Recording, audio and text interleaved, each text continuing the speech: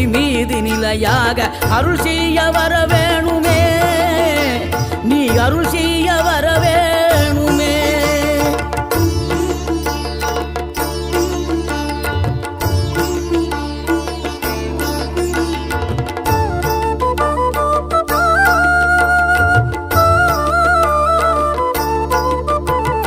இகழ்தலையும் புகழ்தலையும் ஒரு முகமாய் கருதும்படி செவி உரைத்த முத்து குமரன், நீ வறுமையையும் வளமையையும் சமநிலையை உணரும்படி மதி கொடுத்த செல்வ குமரன். தடை 100 வந்தாலும் செயல் வெற்றி ஆக்கி தரும் தாராள குணம் கொண்டவன், நீ வலை வீசும் அறிவுக்கு தொலைவானவானாகி மாறா